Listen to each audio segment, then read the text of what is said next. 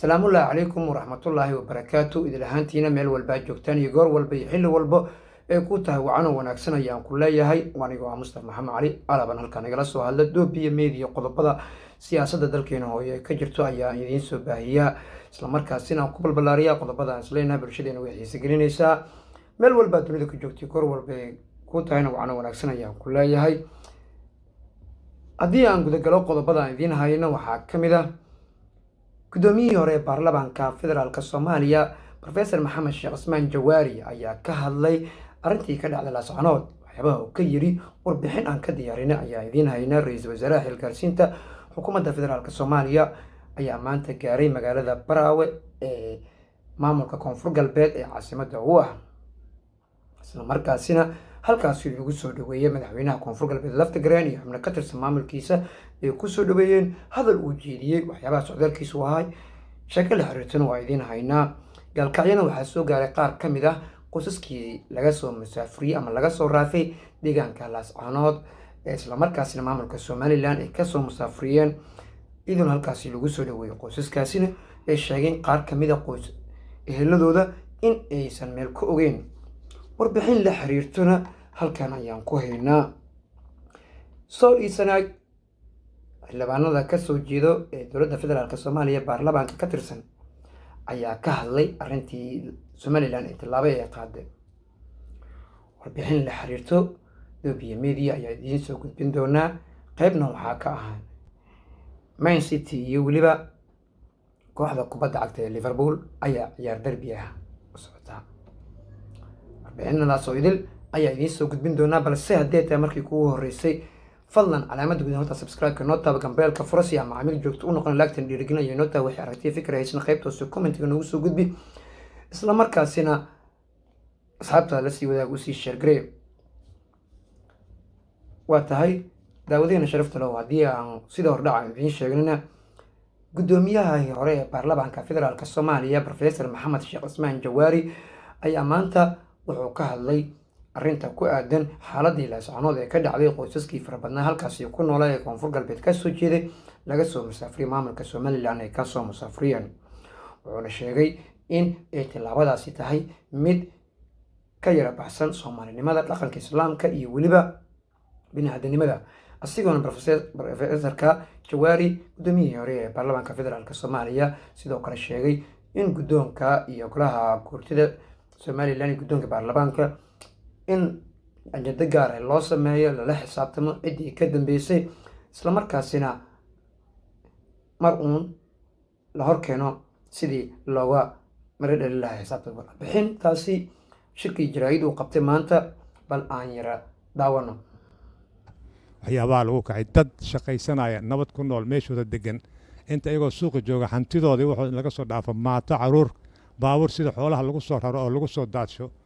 meesha xuduud maamuleedka lagu soo daasho arrintaasi waxaa waye cidda ku kacday waa cid oo aan marta khayr mas'uul ah waana dad kooban oo ma aha Somaliland shacbiga wanaagsan Somaliland oo dhan waa dad kooban wax ku kacay kuwaasi waxaan codsanaynaa in lagu la xisaabtamo dadka dhibaatada loo geystay laga magdhawo hantidoodana loo ilaaliyo taasi waa lagama maarmaan arrimahaasi waa arrin oo marta ka dood lahayn oo loo baahan yahay in loo wada guntado ha noqdaan culamaa u diinka ha noqdaan ururada bulshada qaybahooda kala duwan siiba gaar ahaana Professor Jawaari intaas ayaan ugu tagno maanta magaalada Baraawe ee xarunta maamulka Koonfur Galbeed ee gobolka Shabeellaha Hoose waxaa gaaray wafdi hogaaminaya ra'iisul wasaare Maxamed Xuseen Roble halkaasi uu ku soo dhaweeyay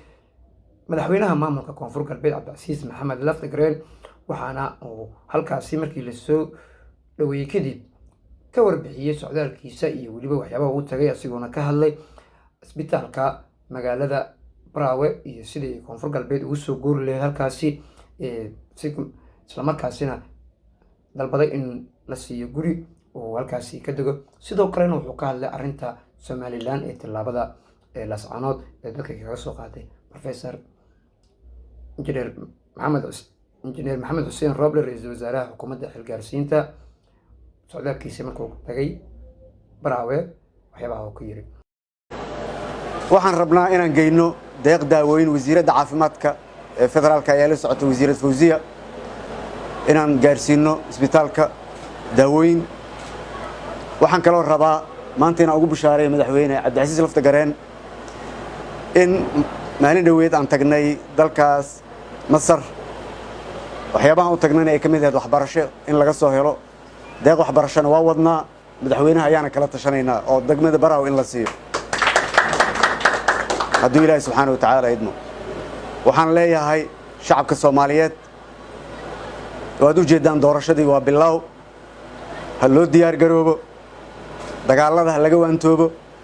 isqabqabsiga la iska daayo dalkan waa uu naga badan yahay aan doorasho galno wadanka horu waa tahay haddii aan intaasina Rooble ku dhaafno sidoo kalena magaalada Gaalkacyo waxaa soo gaaray 80 qoys oo dadkii laga soo musaafiriyay isla markaasina laascaanood maamulka Soomaaliland ay ka soo musaafiriyeen waxaan halkaasi maamulka Gaalkacyo iyo dadka shacabka ay si weyn ugu soo dhaweeyeen qoysaska iyagoona halkaasi markay soo gaareen si wanaagsan soo dhaweyn wanaagsan u sameeyeen qaar ka mid ah qoysaskii oo halkaasi gaaray oo ilaa 80 qoys sida la sheegay ahaayeen ayaa waxay sheegeen in arintii lagu soo musaafiriyay tahay mid ay ku xumaadeen isla markaasina qaar ka mid ah qoysaska aysan la socon qaar ka mid ah qoyska meel ku sheegin waa kan qaar ka mid ah aan bal yiraahdaa dhageysano waa kuwa mara ma qabno waxaas nimanka ugun yihiinba nimanka ka qaadanay qori baadkii sidaan noogu waday barafka laascaanana naga soo saaray ilmaheena qaar hata meel ay joogaan magan habeen hore soo noo soo qabteen afkii ahaa markan anaga Puntland soo gaarnayba biyo iyo na siiyay anaga gaajo xun qaayno walaalayaal sidaan ku jirno waa noo jeedaan walaalaheena Soomaaliyeed waxaan ku codsanaynaa ilaa wadankeena sidaan nagu geyn lahaa maanta dhibaatadan haysato qof haysato ma jirto maanta sida foolxumada leh magaalo Soomaaliyeed nooga soo saaray cid looga soo saaray ma laha waa tahay maxay ka yiraahdeen xubnaha Sool iyo Sanaag ee ka soo jeeda baarlamaanka federaalka Soomaaliya ka tirsan kulan ay Muqdisho maanta ku yeesheen isla markaasina si weyn ay uga falceliyeen arintaasi isla markaana ay ku tilmaameen laascaanood labadii ka dhacday maamulka Soomaaliland ay tahay mid ka baxsan bini'aadanimada iyo waliba dhaqanka Soomaaliyeed ee ceeb iyo gaf ay ku tahay Soomaaliland arinta ay ku qaaday dad Soomaaliyeed in dhul Soomaaliyeed ay ka musaafiriso qaar ka mid ah xildhibaanadii Sool iyo Sanaag ka soo jeedo isla markaasina ka hadlay waqwana lagama kulmin dadkii deegaanka oo looma sheegin waa go'aan Hargeysa laga yimi kadibna goor habeena lagu furiyay subaxii ummadda Soomaaliyeed iyadoo hantidoodii daadsan yihiin iyagoo ganacsigoodii daadsan yahay iyagoo magaalada dhowr iyo 20 sano dalka Soomaaliya dhibaatadu ka jirtay dadkaasi dad deegaan ahaayeen hanti ku leh ganacsato ku leh guriyo ku leh iska dhexgal bulsho halkaas markaa waxa loo beegsay waxa weeye siyaasadda koonfur iska bedeshay iyo dawladnimada Soomaaliyeed ee koonfur iska bedeshay ee caasimadii Soomaaliya iska bedeshay weeye beegsigaasi aad baan uga xunay haddaan nahay dadka ka soo jeeda goboladaas anigoo ku hadlaya afka baarlamaanka federaalka Soomaaliya khaasatan gudiga xuquuqul insaanka iyo arrimaha anoo ku hadlaya waxaan guud ahaan intaasi ayaan ku soo gabagabeynayna qodobadeeni siyaasadda sportiga Man City iyo waliba Liverpool ciyaartooy la saadaalinayay haddii ay tahay mid adiga saadaalintaasi ka bixinaysa cidda taageertid ama ciddaas leeyahay ku soo gudbi qaybta hoose commentiga waa kula wadaagi doonaa waa soo bandhigi doonaa intaasina haddii barnaamijkeenu guud ahaanna ku soo gabagabeynayno waa aniga oo saaxiibkeen Mustafa Maxamed Cali oo idinga tagaayo sidaas iyo nabadgelyo wassalaamu calaykum waraxmatullaahi wabarakaatuh